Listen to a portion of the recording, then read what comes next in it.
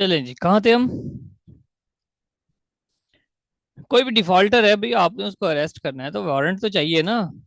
ऐसे नहीं है, आप बगैर वारंट के तो नहीं, ठीक है, अरेस्ट कर सकते। तो भाई इतनी सी बात है, इसका मतलब ये है, आपको डिटेल करने की जरूरत नहीं, आप सेक्शन नंबर याद कर लो इसका बस। मोस्टली इसी तरह के है ना, ज्यादातर इसी तरह के। तो जिस तरह भी ये क्वेश्चन है या ये जो ऊपर सेक्शन है, लैंग्वेज ऑफ रेवेन्यू ऑफिसर, वो कहेगा कि which section of 1969 land revenue act 1967 deals with language of revenue officer. नीचे दिए होंगे ऑप्शन, सेक्शन 28, 27, 29, 30 वगैरह वगैरह। तो इस तरह से है। Power of revenue officers to enter upon any lands and premises. Premises कहते हैं मतलब उसके इर्द गिर्द, मतलब कोई घर बनाया हुआ है, कोई डेरा बनाया हुआ है, कोई बाड़ा बनाया हुआ है जहाँ गाय भैंसे रखी हैं, तो प्रीमिसेस हैं, गिरदोनवा की जगह।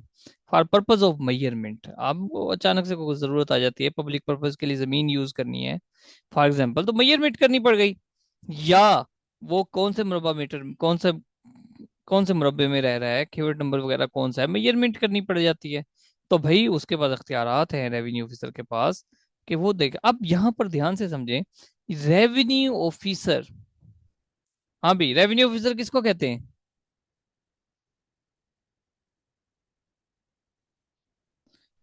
हाँ भी बताएं, गुलशन सर आप सब बताएं। ऑफिसर्स को कमिश्नर्स। और असिस्टेंट कमिश्नर, डिप्टी कमिश्नर, और सबको ही। और सबको का मतलब? तहसीलदार, और एसडीओ, और जो मैं सुनना चाह रहा एफबीआर। हूँ, और ये नहीं यार, कहाँ पे एफबीआर, फिर एग्रीकल्चर भी कह दोगे आप? उसको छोड़ो एफबीआर को, वो एफ देखा, हमारे एक्ट से रिलेटेड रहो आप। आपने इस एक्ट में पढ़ा है, एसडीओ पढ़ा है आपने इस एक्ट में? सर ये वाला अभी नहीं स्टार्ट किया मैंने। अभी तो पढ़ाया है आपको।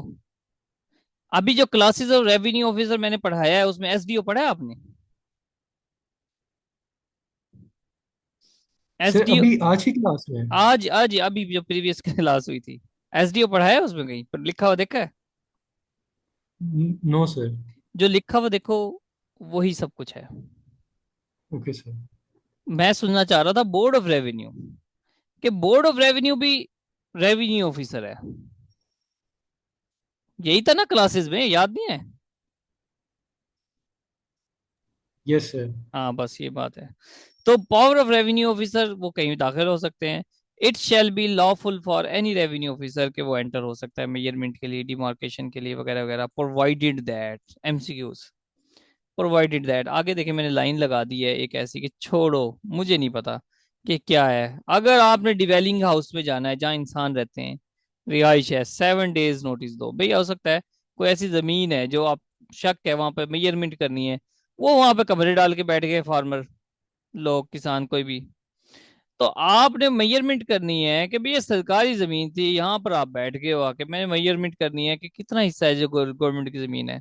तो उनको 7 दिन पहले नोटिस दोगे कि मैं मेजरमेंट करनी है। क्लियर है बात? Place of sitting, place of sitting का क्या मतलब? रेवेन्यू ऑफिसर जो कि other than assistant collector of the first grade है, यानी कि तहसीलदार से ऊपर वाला है या उससे नीचे वाला, may exercise his powers at any place within the limits of his jurisdiction। ध्यान से समझें कि तहसीलदार से ऊपर है revenue, assistant collector first grade, उससे ऊपर वाला जितने भी हैं, वो अपनी ज्यूरिस्डिक्शन की लिमिट में अख्तियारात इस्तेमाल कर सकते हैं। वो कहीं भी है, वो एसी ही है, कोई बंदा उनका भाग गया कहीं जाके, वो पकड़ सकते हैं उसको, assistant commissioner, deputy commissioner, commissioner के अख्तियारात इस्तेमाल कर सकते हैं। जबकि असिस्टेंट कलेक्टर जो फर्स्ट ग्रेड का है, एक्सरसाइज करेगा his powers at any place within the district, वो सिर्फ डिस्ट्रिक्ट में ही रहेगा। ठीक है, वो डिस्ट्रिक्ट में रहेगा, डिस्ट्रिक्ट से बाहर नहीं जा सकता वो डिस्ट्रिक्ट में। हाँ भाई, एक तहसील का है, ठीक है, रेवेन्यू असिस्टेंट कलेक्टर ग्रेड 1 का एक बंदा है, तहसीलदार इसको कहते हैं। वो बाकी तहसीलों में भी तहसीलदार ही है, विद इन द डिस्ट्रिक्ट। ये बात important, section 32 very important. Proceedings held on holidays, भाई आप हॉलीडेज को भी प्रोसीडिंग कर सकते हो, यानी संडे को भी कर सकते हो, ईद के दिनों में भी कर सकते हो। अब ये सेक्शन खुद बता रहा है, बोल के चीख चीख के बता रहा है कि मैं अहम हूं। बता रहा कि नहीं बता रहा? ये यस सर। कहता है ना मैं अहम हूं। जी सर। बस यही चीज आपने पिक करनी है। सील, सील कहते हैं मोहर को। ये कहता है भाई साइज और डिस्क्रिप्शन गवर्नमेंट बताती है, उस पे लिखना क्या है। मिसाल के तौर पे असिस्टेंट कमिश्नर की स्टैंप है, उस पे लिखा होता है असिस्टेंट कमिश्नर, आगे नीचे तहसील लिखी होती है बस। तो किसने बताया? गवर्नमेंट ने बताया। कॉस्ट, कॉस्ट यानी कि जो भी खर्चात कहाँ पे, रेवेन्यू ऑफिसर में गिव एन अपर्शन, हिस्से बना देता है, the cost of any proceedings under the this act in any manner he thinks fit. यानी कि अगर प्रोसीडिंग्स पे कोई खर्चा आ गया गैर जरूरी, तो वो जिसके जिसकी प्रोसीडिंग कर रहा है, प्रोसीडिंग का मतलब कार्रवाई कर रहा है, उस पे खर्चा डाल देगा। भाई मैंने आपकी कार्रवाई की है, पेट्रोल खर्च हो गया, पैसे दो जी सारे, मिसाल के तौर पे ऐसे। पेनल्टी इंपॉर्टेंट है। पेनल्टी क्या है जी? अगर वो किसी को बुलाता है, नोटिस भिजवाता है, मनादी करवाता है, बंदे नहीं पहुंचते, तो उनको जुर्माना कितना होगा जी? 500 रुपये तक का जुर्माना होगा। 500 रुपये तक का जुर्माना होगा। नेक्स्ट है जी चैप्टर 5 हमारा विलेज ऑफिसर्स के हवाले से। विलेज ऑफिसर्स के बारे में है कि विलेज ऑफिसर्स रखे होते हैं रूट लेवल पे काम करने के लिए। उनकी अपॉइंटमेंट्स और rules regulating the village officers कौन करेगा? उनकी जो अपॉइंटमेंट है बोर्ड ऑफ रेवेन्यू करेगा, उनके रूल्स कौन बनाएगा? बोर्ड ऑफ रेवेन्यू बनाएगा। बस बात खत्म। विलेज ऑफिसर्स सेस, सेस कहते हैं एक खास परसेंटेज है, कितनी? 5% ऑफ द लैंड रेवेन्यू। भाई अगर ये 1 लाख लैंड रेवेन्यू इकट्ठा करेंगे तो 5,000 रुपये विलेज ऑफिसर का हुआ, यही इसकी तनख्वाह है। भाई आप पैसे इकट्ठे करो, गवर्नमेंट को टैक्स इकट्ठा करो, गवर्नमेंट आपको उसमें से 5% दे देगी। गवर्नमेंट में इम्पोज ऑन ऑल और any of the estates in the province a cess, एक सेस इम्पोज करती है government, to be called the village officer cess. देखें वो जो बोर्ड ऑफ रेवेन्यू रेवेन्यू इकट्ठा कर रहा है, ये जो गवर्नमेंट ये रेवेन्यू इकट्ठा कर रही है, ये इसी में विलेज ऑफिसर की आमदन भी इकट्ठा कर देती है। आप यूं समझा समझे कि गवर्नमेंट अपनी जेब से दे रही है। गवर्नमेंट ने अगर किसान से, या कोई भी जहां पर वो टैक्स लगा रही है, उससे अगर 1 लाख लेना है, तो वो कहती है 1,06,000 दे दो, ताकि विलेज का ऑफिसर जो बंदा लगाया है उन्होंने, उसके भी खर्चा वहीं से निकल आए। इसको कहते हैं village officer cess. Restriction on attachment और assignment of remuneration of village officers, जो विलेज ऑफिसर्स की रिम्यूनरेशन है, जो माली मावनत है, रिम्यूनरेशन कहते हैं माली मावनत को, वो कहीं आप अटैच नहीं कर सकते, उसको कहीं और असाइन नहीं कर सकते। Remuneration of village officers mentioned under section sub section 1 of section 37, अभी जो पढ़ा है हमने कि विलेज ऑफिसर को पैसा मिलेगा, shall not be liable to attachment in execution of a decree और ऑर्डर ऑफ अ सिविल और रेवेन्यू कोर्ट। भाई किसी कोई भी कोई डिग्री, अगर कोई ऑर्डर आ गया, उसके साथ आपने अटैच कर दिया, हाँ भाई ये तो वहां खर्चा हो गया हमारा बोर्ड, भाई पैसे कमाए थे विलेज ऑफिसर ने, इतने 1 लाख रुपए कमाए थे, वो तो फलां जगह खर्चे हो गए। अब विलेज ऑफिसर क्या खाली हाथ रहेगा? नहीं भाई, वो उसका हिस्सा आपने देना ही देना है, उसका हिस्सा आपने देना ही देना है। नेक्स्ट चैप्टर है रिकॉर्ड, रिकॉर्ड्स। देखो रिकॉर्ड क्या है, किसका रिकॉर्ड, कैसा रिकॉर्ड? ये एक जमीन है, इसका खास केवट नंबर है। यहां पर एक बंदा है, देखें नंबर 1 एक लैंडलॉर्ड है। यहाँ का लैंडलॉर्ड कौन है? नंबर 1। नंबर 2, इस बंदे ने किसी ने ठेके पे ली हुई है? हाँ जी सर ली हुई है। इस जमीन को पानी लगता है, नहर का लगता है, ट्यूबवेल का लगता है, बारिश का लगता है? जी ये नहर का पानी लगता है। अच्छा सर ठीक है। अच्छा इस पे ये बताएं, जमीन की कितनी आमदन हो जाती है? जमीन जरखेज है, फर्टाइल है, इनफर्टाइल है? सर जमीन फर्टाइल है, अच्छी काश दे देती है। अच्छा ठीक है सर। अच्छा और बताएं क्या पूछा जाएगा? हाँ इस पे भाई ये बताएं, महंगी फसल लगती है, सस्ती लगती है, गन्ना लगता है, क्या लगता है, वगैरह वगैरह, ये सब पूछ के हम इस पे नोट कर लेते हैं। अब ध्यान से समझें, एक बंदा है जो कि ऑफिसर है, हेड है, सॉरी कहाँ पहुंच गया हूं मैं।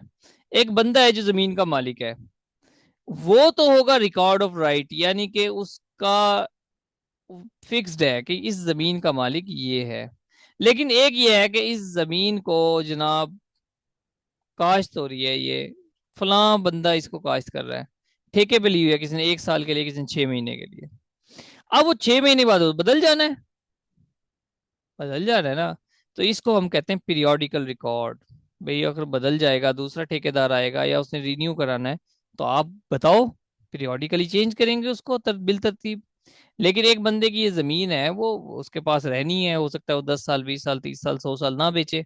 तो इसको कहते हैं रिकॉर्ड ऑफ राइट। बात समझ आई कि ऊपर से गई? हाँ भाई। सर बस थोड़ी सी ये कंफ्यूजन है कि वो जो जमीन उसके पास रहेगी, जो आएंगे उनसे टैक्स कलेक्ट होगा कि जो जिसकी जमीन है उससे? सॉरी, हाँ जिस नहीं, वो लैंड लॉर्ड, असल वो सरदर्दी लैंड लॉर्ड की है। वो सरदर्दी जमीन के मालिक की है, ठेकेदार की नहीं है। जो रेवेन्यू कलेक्शन है ना, वो सरदर्दी जमीन के मालिक की है। ओके। आगे आगे ये चीज पढ़ेंगे हम। आगे ये चीज पढ़ेंगे कि भाई अगर गवर्नमेंट लैंड, असल में तो ले दे के वही बात है। मिसाल के तौर पे एक बंदा है, एक टेक्सटाइल मिल है, गवर्नमेंट उसको कहती है वे बिजली बड़ी खर्च करते हो तुम, टैक्स बढ़ा देते हैं तुम्हारे पे, करोड़ों रुपए कमाते हो। उसने क्या करना है, उसने अपने एक सूट पे 100 रुपए बढ़ा देने। ले दे के टैक्स किस पे आएगा? वहां पे लैंडलॉर्ड से कहेंगे रेवेन्यू बढ़ाना है, आपका टैक्स लगाना है। लैंडलॉर्ड ने ठेकेदार को क्या कहना है? अगले साल से ठेका 10,000 रुपये ज्यादा होगा।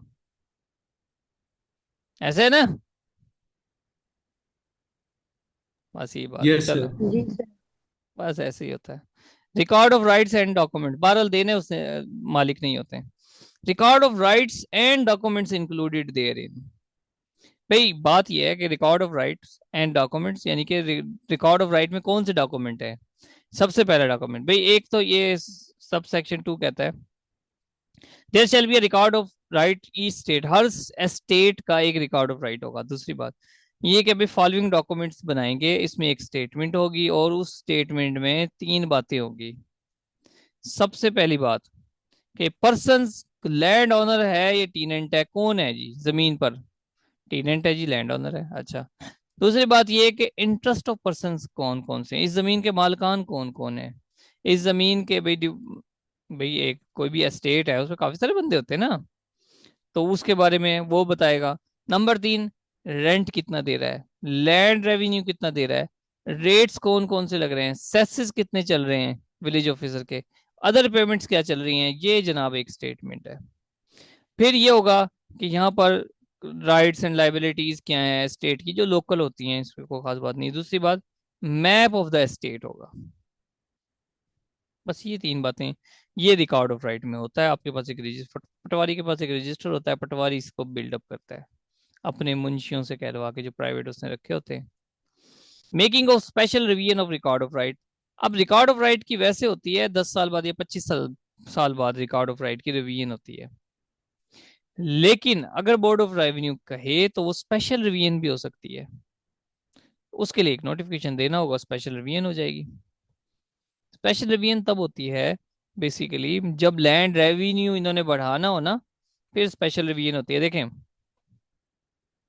अब उसूलन तो 25 साल के बाद रिकॉर्ड ऑफ राइट को जो है ना देखा जाता है।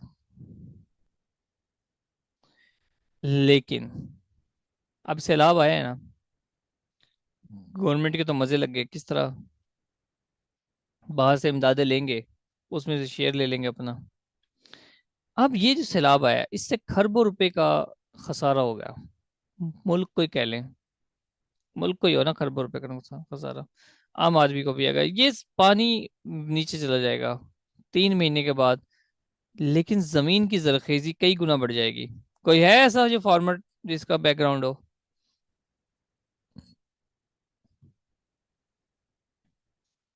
तो जमीन की जरखेजी बढ़ जाएगी, गवर्नमेंट फिर अपने चक्कर में रहेगी, कहती है अच्छा, तुम लोग ज्यादा कमा रहे हो अब, तो वो 5-10 साल के बाद ही रिवीजन कर देगी ताकि रेवेन्यू बढ़ा दे। या कह देगी ओ हम मर गए, मुल्क डूब रहा है, डिफॉल्टर हो रहा है, पैसे बढ़ाओ, वो फिर रिवीजन कर देगी। I hope you understand. Section 41 कहता है periodical record. Periodical record shall cause to be prepared by patwari हर स्टेट के पीरियाडिकली। फिर कंप्यूटराइज रिकॉर्ड भी बनाए जाते हैं।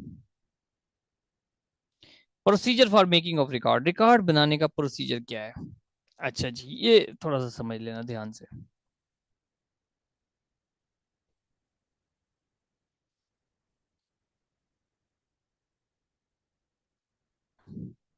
16 पेज हो गए, हमने कोशिश करें 20 पेजेस तक पढ़ लें, क्योंकि इसको जल्दी खत्म भी करना है।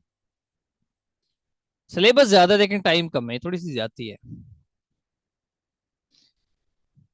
क्योंकि अक्टूबर में पेपर हो गया तो हमारा मैक्सिमम सिलेबस क्या, सिलेबस हमारा खत्म होना चाहिए।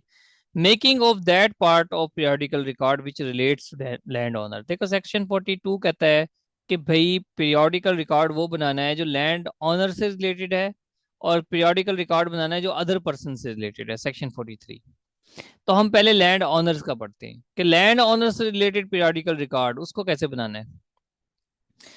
अब पर्सन अब पीरियोडिकल रिकॉर्ड है, लैंड ओनर से रिलेटेड है। एक बंदे को जमीन इनहेरिट हुई है, परचेज की है उसने, उस पर किसी ने गिरवी रख दी है, किसी ने गिफ्ट दे दी है, एज अ लैंड ओनर या or a tenant. Fixed term, अब ये बता रहा है ना वो भाई टीनेंट है मिसाल के तौर पे, उसने फिक्स टर्म के लिए जमीन ले ली है। वो कहता है 5 साल के लिए मैंने जमीन ले ली है, ठीक है, यानी कि 1 साल से ज्यादा हो, तब ये इस कैटेगरी में आएगा। तो वो क्या करेगा भाई, बोर्ड ऑफ रेवेन्यू को आप या ये पटवारी को इन्फॉर्म करो विद इन 3 मंथ। तो विद इन 3 मंथ जो है ना, ये लाइन इंपॉर्टेंट है कि जब आपने जमीन खरीद ली, जमीन आपने वरासत में मिल गई, जमीन को किसी ने गिरवी रख दी, किसी ने गिफ्ट दे दिया, या आपने ठेके पे ले लिया 1 साल से ज्यादा के लिए, तो भाई आपका फर्ज है, आप पर बनता है कि आप पटवारी को बताओ, खबर दो कि भाई इस तरह मामला है। वो क्या करेगा, वो एक उसका रोजनामचा होता है उसमें ऐड कर देगा अपनी उसकी रिपोर्ट को, फिर एक कॉपी बनाएगा अपने रिकॉर्ड के लिए फ्री, और उस पर्सन को, to the person making the report, उसको दे देगा, ठीक है, जिसको नकल कहते हैं I think. Send a copy of the report, एक रिपोर्ट भेजेगा within a week to the office of union administration. यहाँ पर भी उसने लिमिट दी है, फार्मर को तो वो फौरन दे देगा ना, लेकिन यूनियन एडमिनिस्ट्रेशन को वो देगा, क्योंकि फार्मर से तो उसने पैसे लेने हैं ना। अच्छा जमीन ली है, कितनी जमीन ली है जी? इतनी जमीन ली है, चलो अच्छा मुझे इतने सारे पैसे दे दो मिठाई के, चाय पानी के। और चाय पानी भी उनका 5-10 हज़ार से कम नहीं आता, पता नहीं कम बता रहा हूँ मैं, बड़ी महंगी चाय पीते हैं ये, नहीं है दाऊद? यस सर, ये इकरारुल हसन का शो भी आया था इस पे। अच्छा, क्या आया था? वो तो आता रहता है, इकरारुल हसन का तो काम ही है। यस सर, पटवारी ने उससे सिर्फ एक चीज रिपोर्ट करने का 50,000 रुपये लिए सर। ओए होए होए, देख लो। अच्छा जी, यूनियन एडमिनिस्ट्रेशन को विद इन अ वीक बताना है, एक हफ्ते में। फिर if the person acquiring the right is a minor, minor का मतलब है ना समझ है, छोटा है वो, 5 साल का, 12 साल का, 18 साल से कम, a guardian shall make the report, ठीक है, तो वो गार्डियन जो उसका है निगहबान, चाचा है फॉर एग्जांपल, वो बताएगा। The patwari shall enter in his register of mutation, अपने रजिस्टर ऑफ म्यूटेशन में भी ऐड करेगा patwari every report, and shall also make an entry in रोजनामचा, रोजनामचा के साथ वो रजिस्टर ऑफ म्यूटेशन में भी ऐड करेगा। अब report shall be displayed in such manner as prescribed, अगर पूछे जाएगा तो वो रिपोर्ट शो भी हो सकती है। नंबर 5 देखें, ये क्लॉज है। If the patwari fails to record और डिस्प्ले, उसने रिपोर्ट दर्ज ही नहीं की, ठीक है, अपने रोजनामचे में बनाई नहीं है। A report made to him, a person making the report may make the report in writing to the revenue officer। जो फार्मर है, वो फार्मर से जमीन ली थी, वो रेवेन्यू ऑफिसर को लिख के भेज देगा, शिकायत करेगा concern, and the union Nazim को भी भेज देगा, पटवारी मेरा काम नहीं कर रहा। By registered post and revenue officer, registered post क्यों? ताकि कल को शो करनी पड़ जाए, दिखाना पड़ जाए, देखो मैंने तो इनको लोगों को भेजा हुआ है। And the revenue officer shall thereupon cause such report to be entered, patwari को बुलाएगा, उसकी जवाब तलबी करेगा, उसको दो डंडे लगाएगा, कहेगा ये लिखो। ठीक है, revenue officer shall inquire correctness of all entries, कोई गलती तो नहीं हुई, वो इंक्वायरी करेगा रेवेन्यू ऑफिसर। नेक्स्ट है एक्सेप्ट इन केसेस, सब ये क्लॉज 7 है, except in cases of inheritance, ठीक है, or where the acquisition of the right is by a registered deed, or by, or under any order और decree of government. ये सब cases के अलावा, इनहेरिटेंस का सोच लें आप, इनहेरिटेंस के केस के अलावा revenue officer shall make the order, वो ऑर्डर देगा सबसेक्शन 6 के तहत, ठीक है, करेक्टनेस की, in the presence of the person whose rights has been acquired, ठीक है, कि जिस बंदे ने जमीन ली है उसकी मौजूदगी में, after such person has been identified by two. देखिए जिसने जमीन ली है, किस रेवेन्यू ऑफिसर बेचारा तहसील में बैठा है, उसको क्या पता इसने जमीन ली है, तो वो कहेगा कि दो बंदे आए रिस्पेक्टेबल, कौन प्रेफरेबली, नंबरदार आए या लंबरदार, और जिला कौंसल, तहसील कौंसल, टाउन कौंसल का कोई बंदा हो, कौंसल का कोई बंदा हो, इन दोनों में से एक एक बंदा आ जाए, concert whose signatures or thumb impression shall be obtained by revenue officer on the register of mutation। देख रहे हैं कितनी सख्ती है, एक रजिस्टर ऑफ म्यूटेशन पे एक पेज बनाया जाएगा, लंबरदार अंगूठा लगाएगा, साइन करेगा, जिला कौंसल, तहसील कौंसल, टाउन कौंसल का मेंबर साइन करेगा, और वो बताएंगे हम इस बंदे को जानते हैं और इसने जमीन ली है। ये सारा फिर ऊपर से नीचे तक, ठीक है, वो कहते हैं बकरे की कढ़ाइयाँ बना लो, जिला कौंसल लंबरदार कहता है जमीन ली है, चलो जी हम एक रोटी कब खिला रहे हो, साथ वो रेवेन्यू ऑफिसर को भी बुला लेते हैं, वहीं उसको चाय मिठाई भी देते हैं, ये सारे काम होते रहते हैं। वो सारी वेरिफिकेशन हो जाती है, सारे उधर होटल पे बैठ के हो जाती है। एन इंक्वायरी और an order under subsection 6 shall be made in the common assembly in the state। An inquiry और एन ऑर्डर अंडर सबसेक्शन 6, कोई इंक्वायरी करनी हो, कोई ऑर्डर देना हो under section 6 shall be made in the common assembly in the estate, estate की common assembly में होगा, to which the mutation which is the subject matter of the inquiry वगैरह छोड़ें इसको। Where revenue officer make an order, कोई order अगर देता है वो 6 के तहत, in regard to the acquisition of any right, ठीक है, कोई राइट उसको, जो एक्विजिशन ऑफ राइट अगर मिल जाता है, जमीन जब जनाब ये जमीन इस बंदे के नाम है, एक्विजिशन ऑफ राइट इसको कहते हैं, ठीक है, उसमें भी एक एंट्री डाली जाती है, एंट्री कहाँ पर डाली जाती है, पीरियोडिकल रिकॉर्ड में, ठीक है, by an insertion of description of the right acquired by the omission from such record वगैरह वगैरह छोड़ते हैं। अगर 3 महीने में, ये चीजें इंपॉर्टेंट है, if with in 3 months of the making of a report of the acquisition of right, अगर वो नहीं होता, और पटवारी रोजनामचा में नहीं डालता, उस म्यूटेशन के रजिस्टर में नहीं डालता, कोई ऑर्डर नहीं डालता, तो ही shall be report the cause of delay, collector को बताए कि भाई मैंने क्यों नहीं लिखा, जवाब दे क्यों नहीं हुआ ये काम।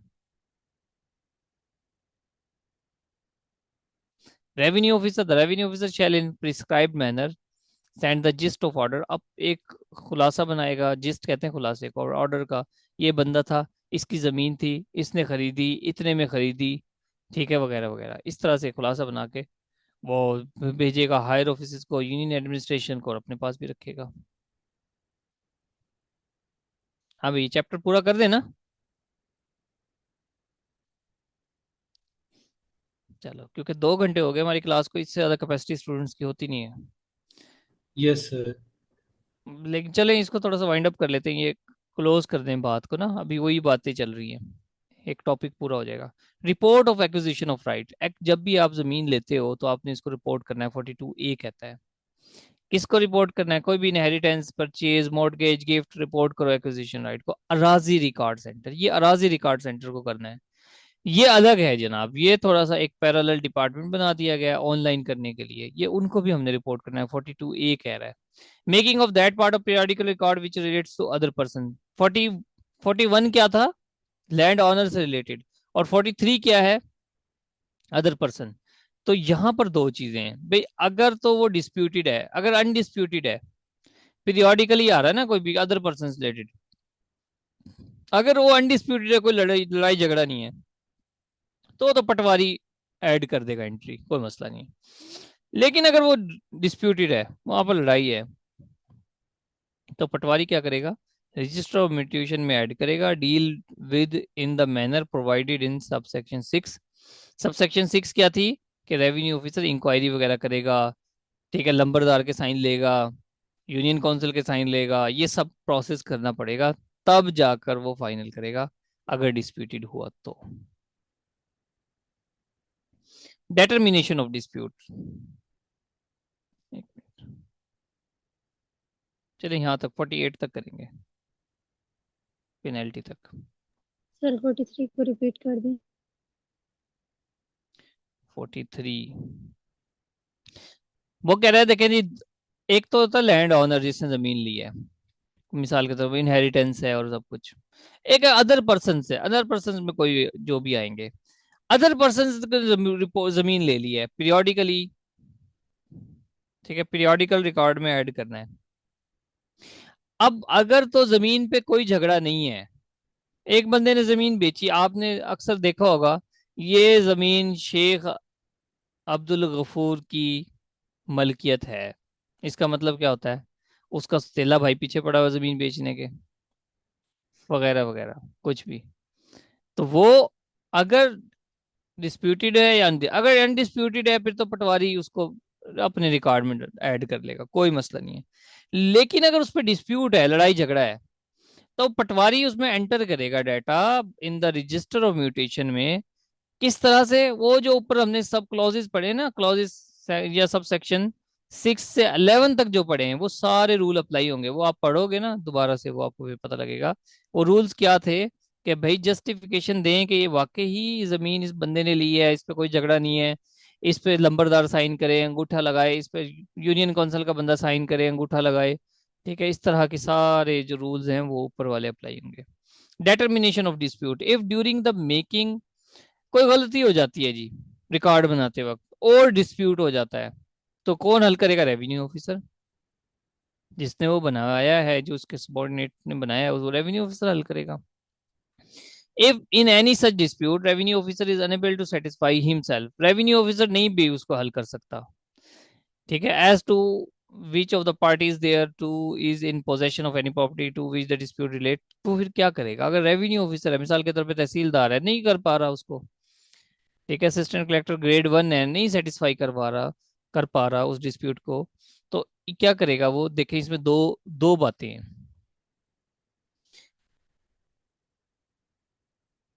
If he be not below the rank of assistant collector of the first grade, यानी कि वो फर्स्ट ग्रेड का अफसर हो कम से कम, फिर क्या करेगा, असर्टन करेगा after an inquiry in which an opportunity shall be given to all the parties, हर पार्टी को अपॉर्चुनिटी देगा, to the dispute of being heard, तमाम की बातें सुनेगा, एड्यूसिंग एविडेंस, एविडेंस लेगा, in support of their claims, who is the person best entitled to the property, देखना पड़ेगा भी जमीन असल में किसके हक में ज्यादा जाती है, and shall be written order, फिर रिटन ऑर्डर दे सकता है ग्रेड 1 का अफसर, that the person be put in possession, के ये जमीन इस बंदे के हक बनता है, और फिर उस ऑर्डर करके वो एंट्री कर देगा अपने रिकॉर्ड में, अकॉर्डेंस विद दैट ऑर्डर। मिसाल के तौर पे आपको एक मिसाल दे के समझाता हूँ, मुझे याद नहीं कि उसको बाई टर्मिनोलॉजी क्या कहते हैं, आसान सी बात है। मिसाल के तौर पे आपकी एक जमीन है यहाँ पर, ये जमीन आपकी है, इसके साथ वाली जमीन आपके भाई की है। अब आपका भाई चुप करके जमीन बेच देता है, किस बंदे को बेच देता है, किसी दूसरे बंदे को बेच देता है, आपको पता ही नहीं लगता, हालांकि रूल ये है कि आपकी ये जमीन है, आपके साथ वाली ये जमीन आपके भाई का पहला फर्ज है कि वो आपको बताए कि भैया मैं जमीन बेच रहा हूँ, भाई हो या कोई भी हो, कोई भी हो, भाई ना भी हो, वो कहे यार ये मैं जमीन बेच रहा हूँ, आपने लेनी है, ये थर्ड पार्टी को ये जमीन दे रहा है, वो कहे कि भाई मुझे तो कानो कान खबर नहीं है, मेरे इस साथ जमीन पड़ती है, तो पहला हक मेरा है इस पे, ठीक है, इस तरह के डिस्प्यूट हो जाते हैं।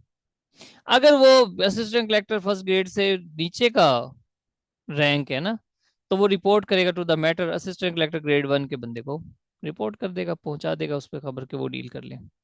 वेरिएशन नहीं होनी चाहिए एंट्रीज में, जो रोजनामचा में है वही म्यूटेशन के रजिस्टर में हो, वही बाकी रजिस्टर में हो, वेरिएशन नहीं होनी चाहिए। ठीक है, ये बात है। म्यूटेशन फीस क्या है? म्यूटेशन फीस बताई भी नहीं है।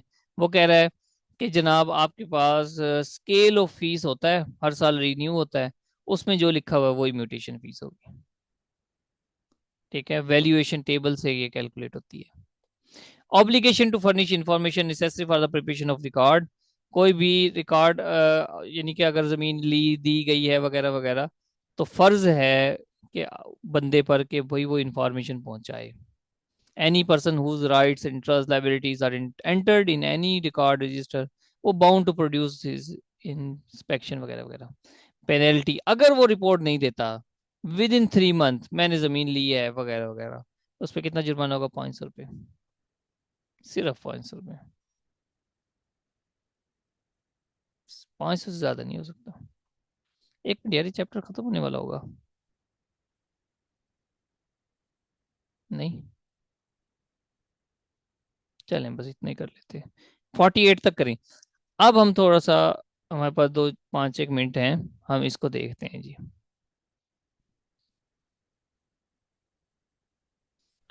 ठीक है जी, समझ आ रही है ना बात की? कोई परेशान तो नहीं हो गए हो? यस सर, आ रही है समझ। वंस अगेन,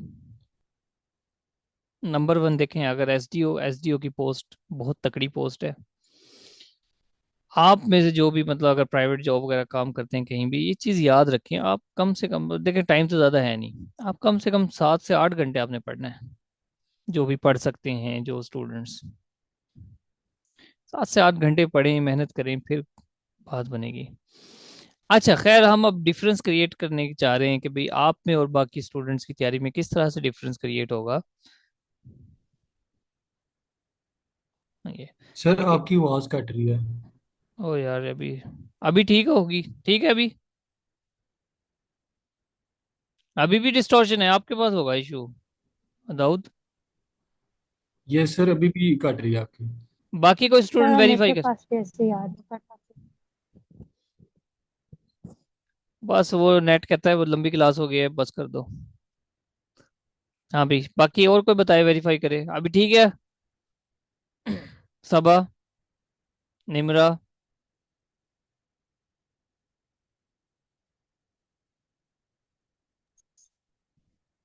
चले।